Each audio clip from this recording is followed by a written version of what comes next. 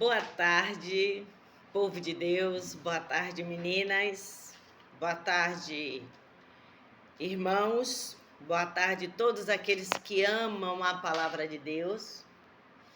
Hoje nós vamos falar sobre uma moça não muito citada na Bíblia, não muito citada, que é a filha de Caleb, a filha de Caleb, casada com noiva de Otoniel. E nós vamos falar sobre essa noiva sábia. Vamos descobrir por que ela era sábia e aprender com a sabedoria dela. Porque o comportamento dela tem algo assim muito importante para nós, para cada uma de nós aprendermos, para cada uma de nós colocar em prática, para cada uma de nós colocar em prática na nossa vida.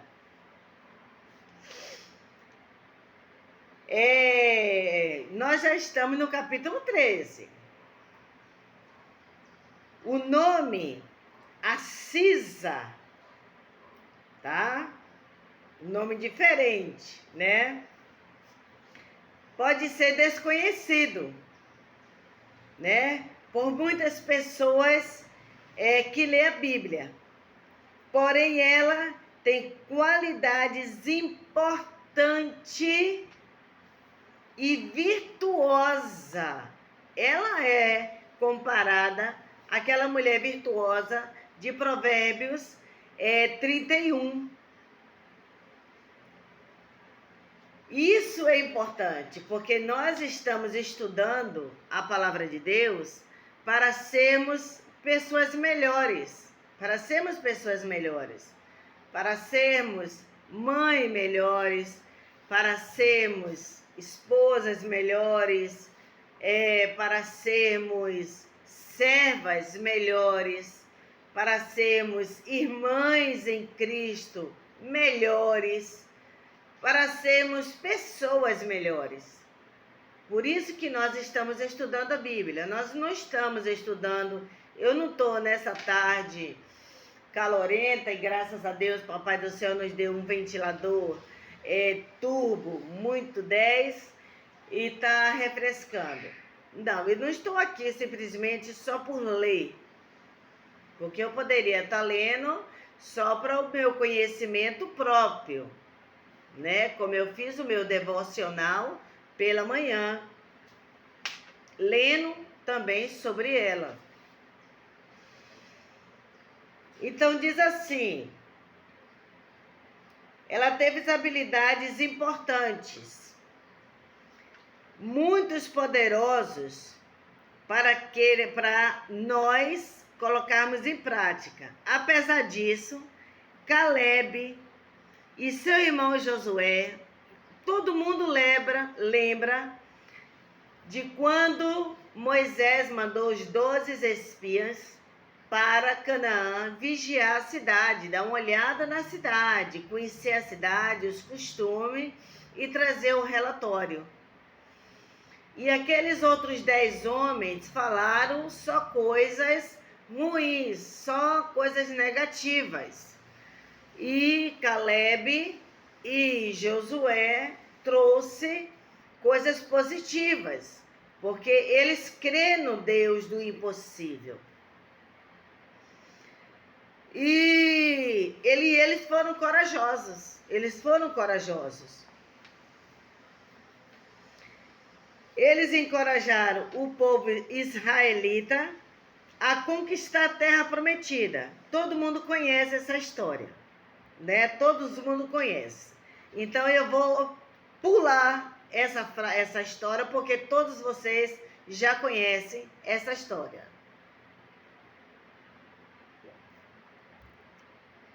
Muito bem. A importância de Acisa. A história de Acisa é muito curta, porém importante. O suficiente para Deus tê-la incluído em 2 livros antigos do Antigo Testamento, que é o livro de Josué e o livro de Juízes.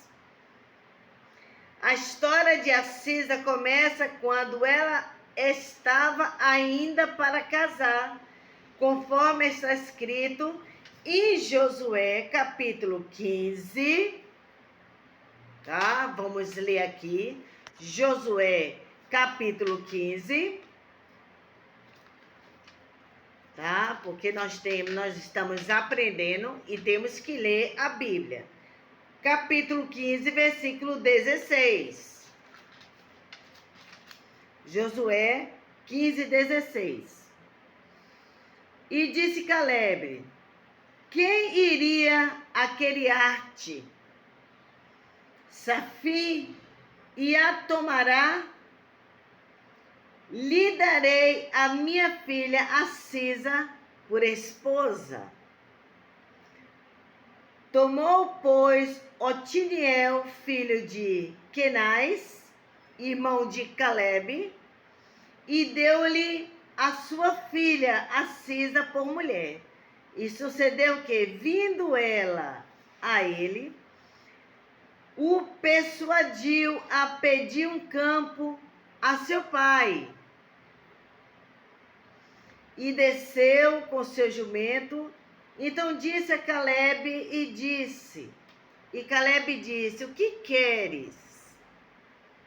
E ela disse: dá-me uma bênção.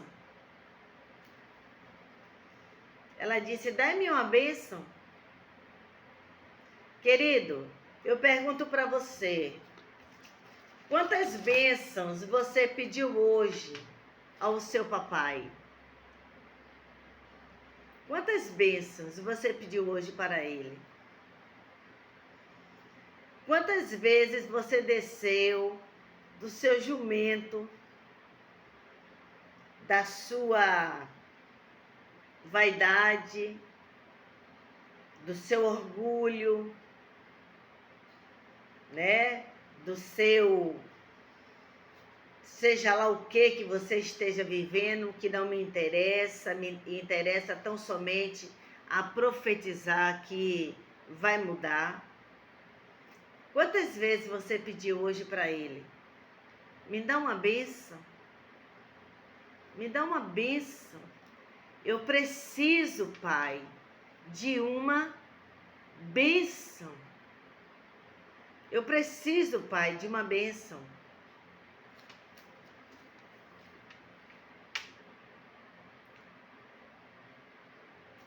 Versículo 17.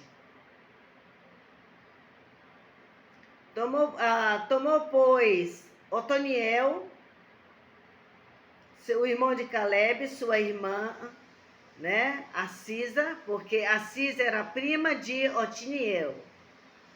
E sucedeu que, vindo ele e persuadiu, falou assim: meu marido, ela não passou, amado, o que eu achei interessante e aprendi hoje, foi que ela não passou por cima da autoridade de esposo. Você lembra que nós estamos falando sobre quebra de autoridade? Pois então, ela não quebrou essa autoridade. Ela primeiro conversou com o esposo dela. Primeiro ela conversou com ele, falou qual era a intenção dela.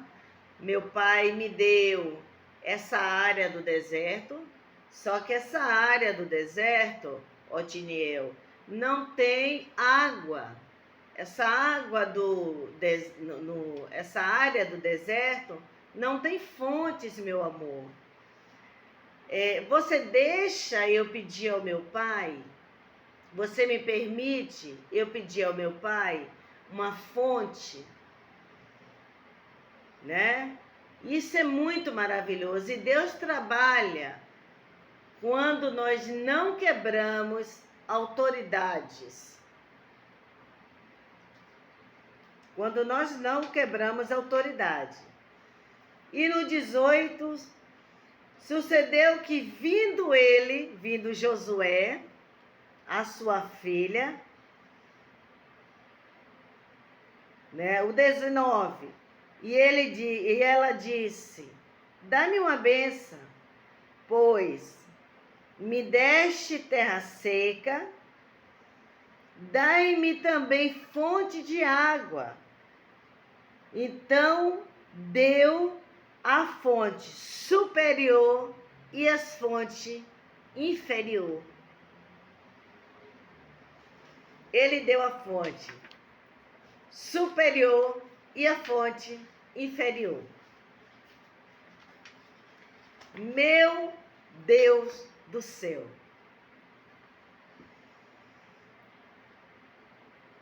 Quando ele deu essa fonte para ela, preste bem atenção.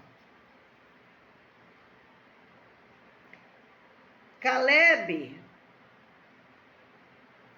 ela pediu a fonte, falou para ele que a terra era muito seca, não tinha fonte, e como é que ela ia produzir? Como é que aquela terra iria produzir?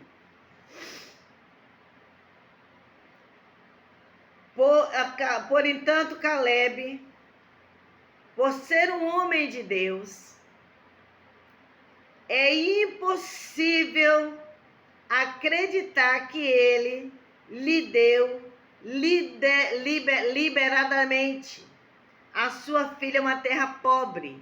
Ele não deu para ela simplesmente uma terra pobre, porque ela era uma filha ingrata, uma filha malcriada. Não, era terra na proporção em que ele ia tendo filho, ele ia dividindo.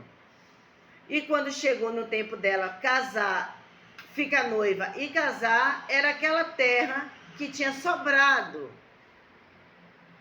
Não foi por maldade de Caleb.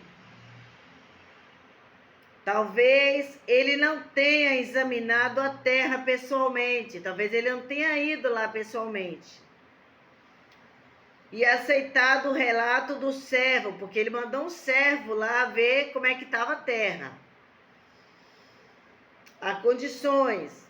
E em todo caso, a terra do sul, provavelmente conhecida, né, atualmente como Negueb, era uma terra árida e estéril. Pai nenhum. A Bíblia diz que uma mãe que amamenta o seu filho pode até esquecer dele, mas Deus não esquece dos seus. Deus não esquece dos seus. A terra sem provisão de água, suficiente para considerar praticamente sem uso, acesa pediu somente água. Somente água. Pois isso a terra que ela recebera teria um pouco de fertilidade. Ela diz: se eu pedir ao meu pai um poço de água, eu vou ter com que regar essa terra, cuidar dela e essa terra começar a prosperar, a começar a brotar. A mulher prudente, querido, a mulher sábia, ela tem o seu lugar. Tem a sua história na Bíblia, tem o seu relato na Bíblia e tem a sua história. Mesmo que ela passe por um momento de dificuldade, mesmo que ela passe por um momento de aperto, mesmo que ela passe por um momento de passar pela prensa de azeite, né? Ela olhar assim, dizer: dessa vez não tem saída para mim. Ela olhar para o céu e ver o céu encerrado e dizer que realmente agora chegou o meu fim. Agora chegou o meu fim. Mas aí nós temos a surpresa, que a última palavra vem de Papai do Céu. Vem do Papai do Céu. Nessa breve história, encontramos uma noiva que não se conformava com uma vida miserável, ela disse: eu não quero ter uma vida miserável. Não, de jeito nenhum. Eu não me conformo, não. Se depender de mim, eu e meu esposo, nós vamos ter uma vida diferente, porque eu vou batalhar para isso. Como mulher interessada pelo bem-estar da família, ela convenceu seu marido da necessidade de algo mais, que seria um poço de água. Apesar de Acisa ter tido discernimento de lidar com a situação, ela não assumiu a responsabilidade sozinha. Ela não assumiu a responsabilidade sozinha. Ela dividiu com o seu esposo. Ela respeitou o seu marido e pediu-lhe para falar com o seu pai. Ela primeiro pediu permissão a ele para falar com o seu pai. Por alguma razão desconhecida, ele, relutante de pedir a Cisa por uma filha amada, prestes a casar, tomou a liberdade em solicitar a seu pai o que ela desejava. Ele, como se ela tivesse pedido ao pai, pedido ao marido dela: meu bem, faz uma reunião com meu pai, chama o meu pai aqui, eu vou fazer um jantar, e convida o meu pai para jantar aqui, porque nós precisamos conversar com ele, nós precisamos dividir com ele a nossa dificuldade. Caleb reconheceu o pedido da sua filha, que era justo, e atendeu, concedeu o pedido e um pouco mais do que ela pediu. Ela pediu, ele deu a fonte de águas, o que naturalmente incluía o campus, onde as fontes estavam localizadas. Ela adquiriu um pouco mais de terra. Seu pai não somente lhe deu as fontes em locais altos, mas as que estavam em locais baixos, trazendo para nossas bênçãos espirituais as fontes superiores e as inferiores de água que Caleb deu à sua filha são usadas como exemplo das ricas bênçãos de Deus para nós. Nosso Pai Celeste nos promete e concede o desejo do nosso coração. No entanto, Ele vai além disso, além daquilo que você pede, que está em Efésios 3:20. Ora, aquele que é poderoso para fazer infinitamente mais, tudo quanto nós pedimos ou pensamos, conforme o seu poder que em nós opera. A única coisa, amado, que impede das bênçãos de Deus chegar na nossa vida são nós mesmos. A única coisa que impede das bênçãos do Senhor chegar na minha vida sou eu. A minha desobediência, rebeldia, murmuração, rebelião,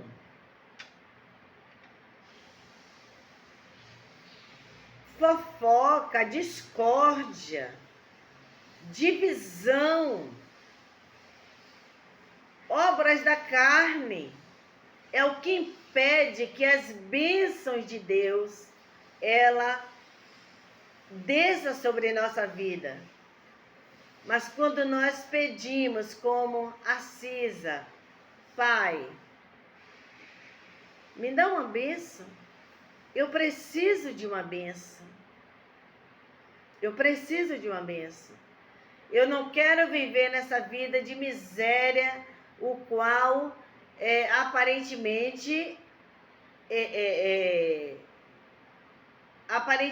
eu vou viver numa terra árida, numa terra estéril. Não tem fonte, meu Pai. Eu preciso de fonte. Então, por favor, me forneça pelo menos água para que eu possa regar a terra, para que eu possa trabalhar na terra e ela produzir fruto e eu e a minha família viver bem. Eu e a minha família viver bem. E Josué, querido, ele pensou e disse, eu acredito que Josué naquela reunião, ele deve ter dito, minha filha, me desculpa, Cisa, porque no dia de dividir essa terra, eu não fui, minha filha. Eu mandei o meu empregado ir.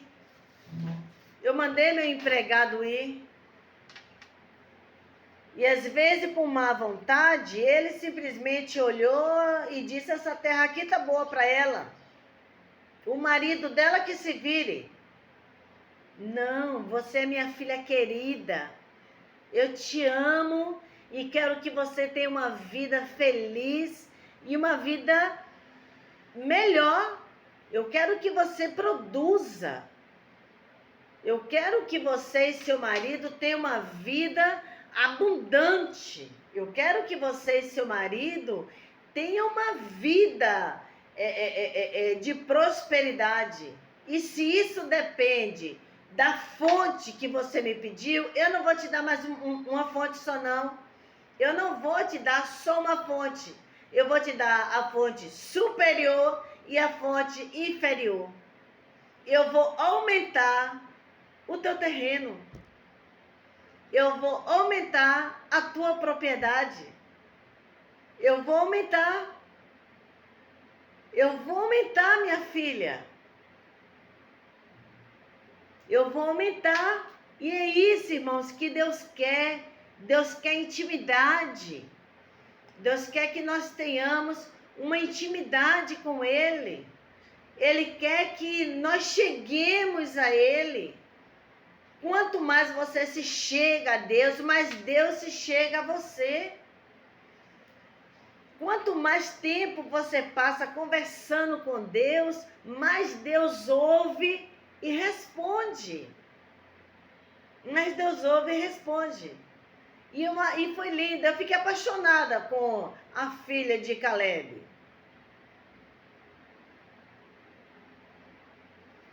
Eu fiquei apaixonada por ela.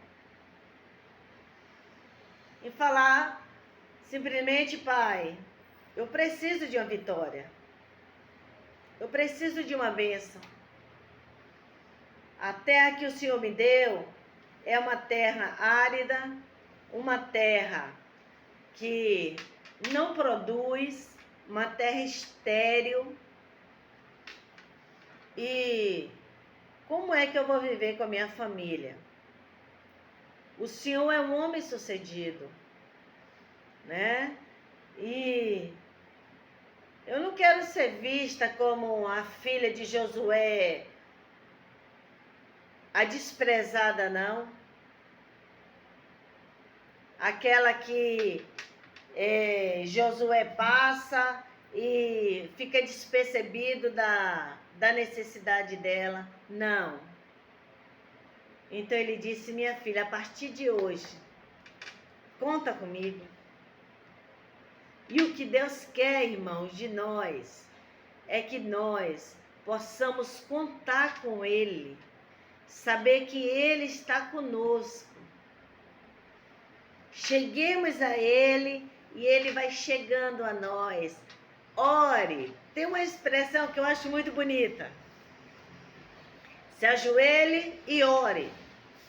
Se ajoelhe e ore até você ser amigo de Deus. Até você ser amigo de Deus. Ore. Fica ali de joelho conversando com Deus até Ele responder para você e dizer: eu estou aqui. Eu estou aqui. Eu sou seu amigo. O Espírito Santo, todos os dias de manhã, quando você fala, bom dia, meu amigo. O mesmo bom dia que você dá para o seu esposo, para a sua esposa, dê para o Espírito Santo. Bom dia, Espírito Santo. Bom dia, meu amigo. Hoje eu não acordei legal. Não dormi legal. Tive uns sonhos, pesadelo estranho. Umas visões tremendas. Passei a noite guerreando. A minha armadura tá tudo ali, a espada tá até desafiada de tanto que eu lutei. O meu escudo tá todo machucado, furado, e eu tô aqui, ó, sangrando. O meu capacete tá machucado, o meu calçado tá dando calo de tanto que eu passei a noite lutando com as armaduras que o Senhor me deu, que está em Efésios. Eu estou aqui, ó, só a capa. Só a capa. Eu preciso de um renovo. Eu preciso de um renovo. Eu preciso que um milagre aconteça na minha vida. O irmão Wagner, domingo no culto, ele leu um salmo muito bonito. Ele leu um salmo muito bonito e eu sou apaixonado pelos salmos. Eu amo demais. Tanto ele quanto o pastor. Foi na quinta-feira. Foi na quinta-feira. Na quinta-feira que o Wagner leu o salmo. Ele leu o salmo 3.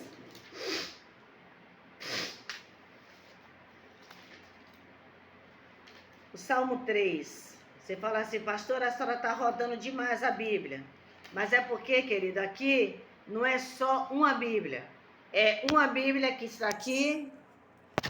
Uma Bíblia que está aqui em cima, tá? Com o meu celular em cima, tá? E é muitas Bíblias.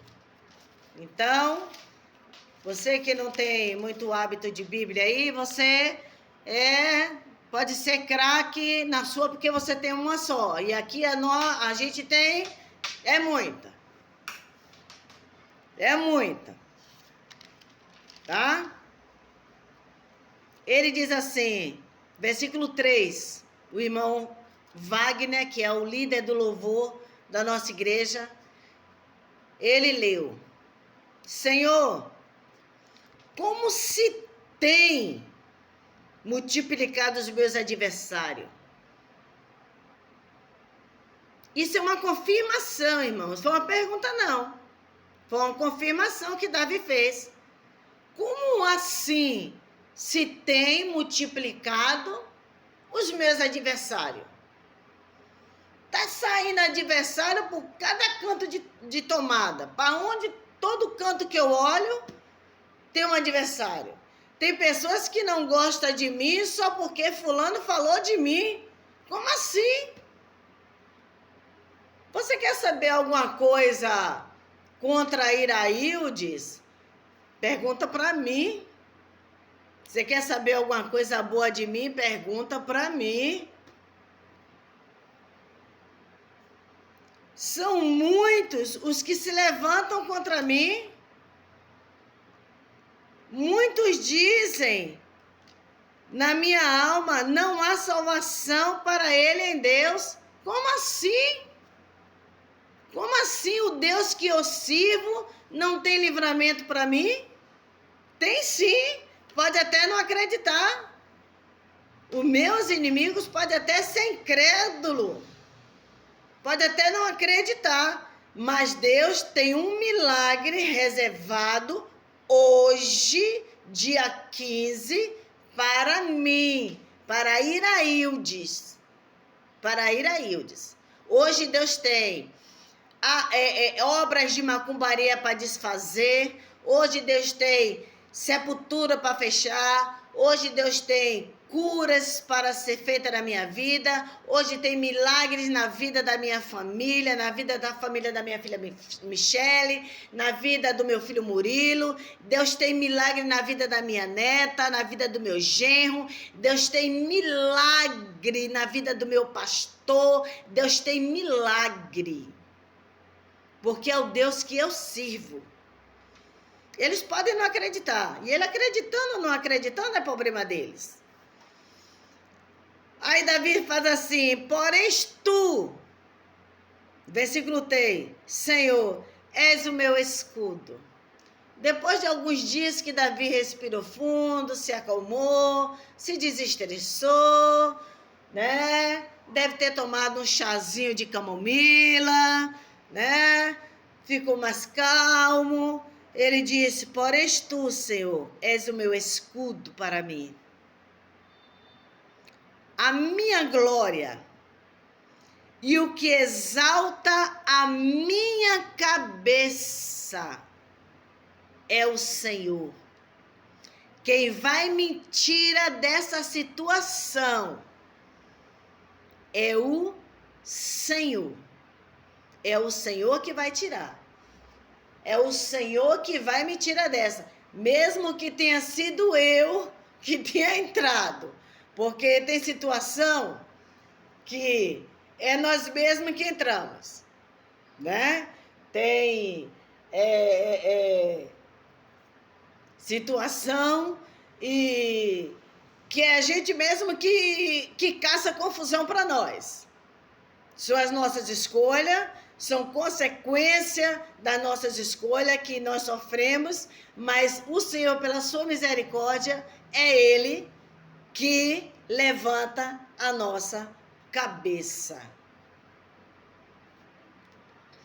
Ouve a voz quando eu clamo, né? Ouve-me desde o santo monte. Desde quando eu estou orando, Senhor, o Senhor está me ouvindo. Eu me deitei e dormi, acordei, porque o Senhor me sustentou. Senhor, eu dormi, eu estava tão preocupado do treino dar certo, que eu precisei até de um diazepam. O trem estava tão feio que eu precisei de um clonazepam, diazepam, tudo que é pão. Eu precisei. Mas antes de tudo isso, eu falei, eu vou dormir e vou acordar, porque eu sei que o Senhor me protege.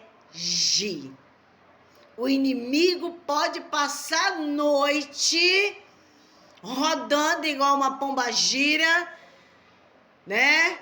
Desejando meu mal. Mas o meu Deus, o anjo do Salmo 91, que ele dá ordem a teu respeito, fica do lado da sua cama, fica na tua casa, te guardando e te protegendo e te livrando de todo mal. O versículo 6 diz assim: não temerei os milhões de povos que se puserem contra mim e me cercarem. Não estou nem aí. Se ele tiver multidão para me cercar, né, contra mim,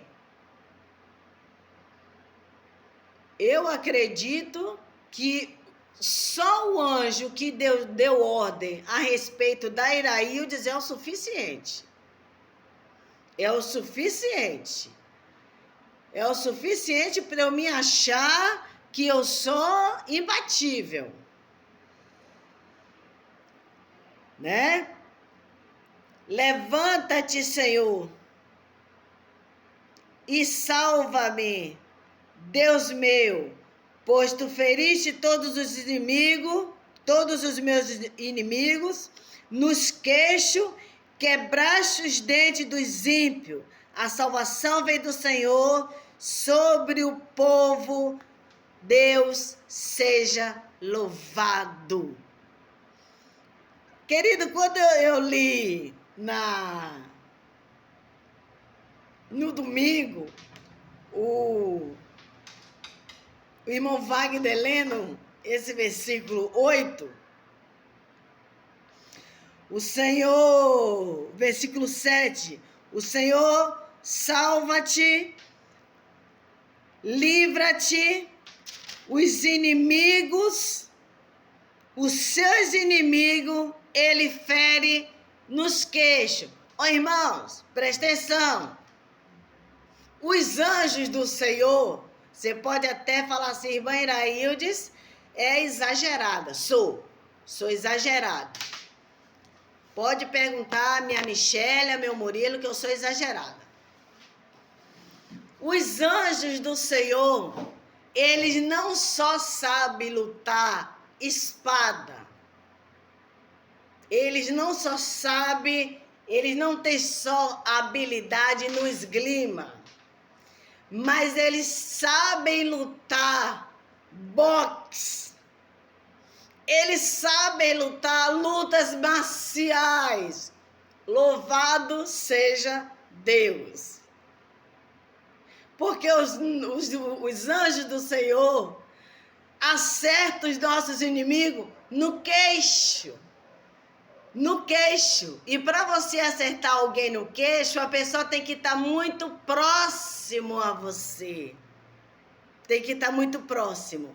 Para ele acertar uma direita no queixo do inimigo e quebrar os dentes. Fica com essa palavra. O teu Deus é poderoso para te livrar de tudo. E essa moça Cisa, ela foi vitoriosa, foi abençoada, porque conversou com o pai dela. Pai, eu preciso de uma bênção. Eu preciso de uma bênção. Faz isso essa tarde. Senhor, eu preciso de uma bênção. A minha terra é estéril. A minha terra não está dando fruto. O meu trabalho não está dando fruto. Eu preciso de água. E Deus vai te dar, querido, as fontes superior e as fontes inferior. Ele vai aumentar o teu campo. Ele vai aumentar os arteiros que ele te deu. Ele vai aumentar a tua fazenda. Deus te abençoe, te guarde, te proteja e que todas as bênçãos do Senhor cheguem até a tua casa, em nome do Senhor Jesus. Um beijo no coração e Deus te abençoe.